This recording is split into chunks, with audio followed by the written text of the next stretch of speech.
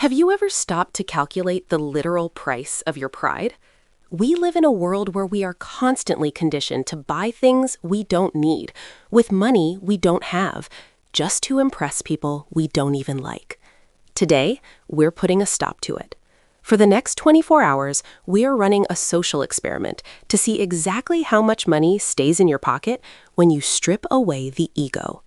No status symbols, no performative purchases, and no upgrades just for the sake of looking the part. This is the 24-hour No Ego Challenge, and the final dollar amount might just change the way you look at your bank account forever. Welcome to the experiment. In this video, I'm going to track every single impulse, every social pressure, and every marketing trap that tries to bait my ego into spending. We aren't just talking about saving pennies. We are talking about the psychological shift that happens when you stop caring about external validation. By the end of this day, I will show you the exact itemized list of savings that occur when looking cool is no longer a line item in your budget. Let's set the ground rules and dive into the first hurdle of the morning. It's 7:30 a.m., and the first test begins before I even leave the house. Usually, there's this internal pressure to dress in a way that signals success. The branded watch, the specific sneakers, the shirt that says, "I've made it." Today, I'm choosing clothes purely for comfort and utility. I'm putting back the $300 watch and the designer jacket. Already, the psychological weight of maintaining an image is lifting. While this doesn't save cash directly yet, it sets the mental stage for the spending decisions that follow as soon as I step out the door. The first real financial test is the morning commute. Normally, I might justify a premium rideshare because it feels more professional or prestigious than the bus or walking. Today, the ego is out of the driver's seat. I'm walking to the local coffee shop instead of taking a $15 Uber Black. The weather is crisp, and honestly, the walk gives me time to think. It's funny how we pay for convenience, not because we're in a rush, but because we feel like we've outgrown public transit or walking. That's the first $15 saved, just by being humble. Now we arrive at the Cathedral of Ego, the high-end coffee shop. We've all been there, standing in line, ready to drop $7 or $8 on a seasonal latte with extra foam because the cup has a certain logo. It's a status symbol you can hold in your hand. Today, I'm drinking the black coffee I made at home for roughly 20 cents. As I walk past the queue of people waiting for their designer caffeine fix, I realize that I'm not missing out on the flavor, I'm missing out on the performance. That's another $7.50 kept in the ego-free fund. Mid-morning brings the digital temptation.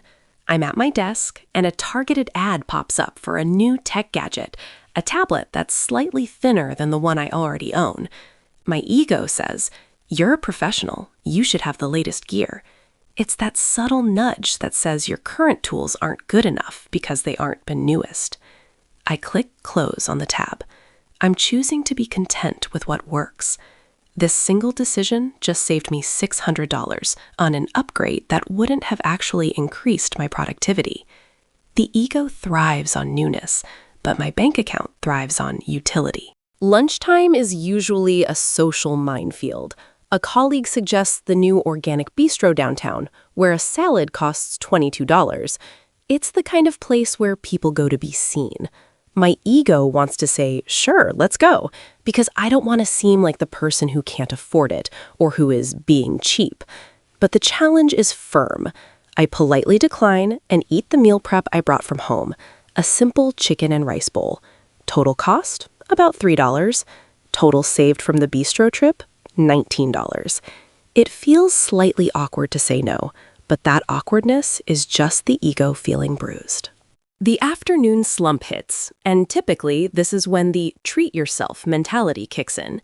It's easy to disguise ego as self-care. We think we deserve a $5 snack or a luxury sparkling water because we've worked hard. But if I'm honest, I often buy the premium brand just because it looks better on my desk.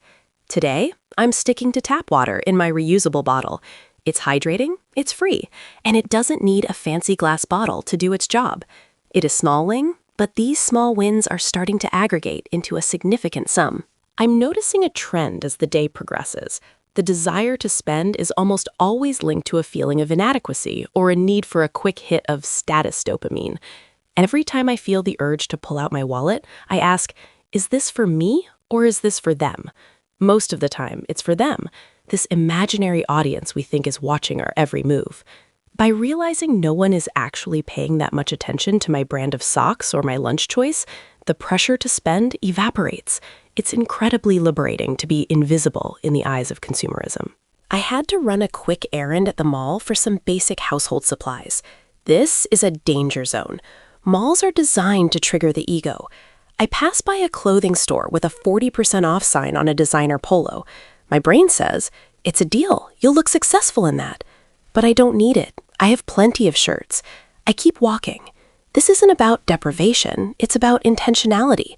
By refusing to save money on something I don't need, I'm actually saving 100% of the purchase price. That's another $45 that stays in my investment account. While at the store for the essentials, I see the premium version of dish soap. It's in a beautiful bottle with minimalist branding that would look great on my counter. It costs twice as much as the generic version in the ugly yellow bottle. The ego wants the kitchen to look like a Pinterest board. The no-ego mindset says the soap's job is to clean dishes, not to be a decor piece. I grab the generic bottle. Saving $3 might seem trivial, but it's the principle of refusing to pay a beauty tax on mundane items.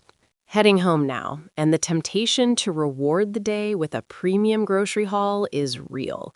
I usually go for the organic, pre-cut fruit and the artisanal cheeses that make the checkout conveyor belt look like a gourmet display. Instead, I'm buying whole fruit and basic ingredients. The ego loves the curated life, but the body just needs the nutrients. I'm calculating the difference as I scan the items. By avoiding the luxury labels and prepackaged convenience, I've shaved $22 off my typical grocery run. The total is climbing. It's 6 p.m., the time when the Friday night energy starts to creep in, even if it's a weekday. Usually, I'd be checking my phone to see which new lounge or bar people are visiting. There's a fear of missing out, which is really just the ego fearing it's not part of the cool crowd. A friend texts me about a cocktail bar opening tonight. Drinks are $18 each. I think about the math. 2 drinks, a small plate, tax, and tip, that's $65 easily. I decide to suggest a walk in the park or a coffee at home instead. My friend is actually relieved. They wanted to save money too. This reveals a major truth. Our friends are often trapped in the same ego spending loop as we are. We all spend money to keep up with each other, even when none of us actually want to spend it. By being the one to break the cycle and suggest a low-cost or free activity, I'm not just saving myself money, I'm giving my friends permission to do the same. This no-ego challenge is starting to feel less like a sacrifice and more like a leadership exercise in financial honesty. The $65 I didn't spend tonight is the biggest win of the day so far. Dinner at home is next. Instead of ordering delivery from the trending Thai place on the app, which involves service fees, delivery fees, and tips, I'm cooking. My ego loves the convenience of delivery because it feels like having a personal chef. But the no-ego reality is that I have food in the fridge. I make a simple, delicious pasta. Total cost? Maybe $2. Cost of the delivery order I would have placed? $35. That's a massive $33 difference for the exact same amount of calories and satisfaction. I'm actually enjoying the process of cooking more than the wait for a delivery driver. As I eat, I'm scrolling through social media. Another danger zone. Every post is an ad for a lifestyle I'm supposed to want. Influencers showing off their unboxing videos, their luxury travel, their perfectly curated homes. The ego feels a sting of not enoughness. I have to consciously remind myself that their job is to make me feel inadequate so that I'll buy the solution. I decide to put the phone down. By refusing to engage with the comparison trap, I'm saving myself from future impulse buys that would have started as a seed of envy tonight. Peace of mind is a hidden saving. Let's look at the subscription audit. During the day, I realized I'm paying for a premium version of a fitness app that I only use for basic tracking.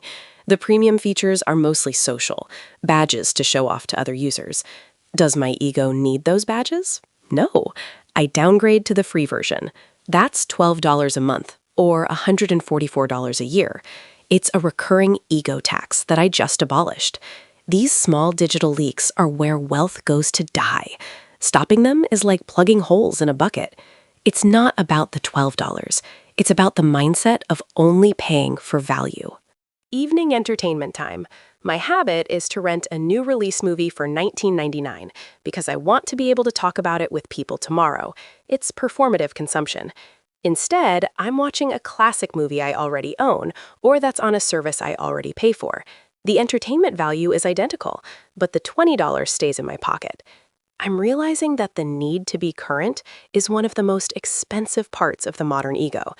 Being behind the times is actually a very profitable place to be. You get the same content later for much cheaper, or for free. I start tallying up the numbers as the day winds down.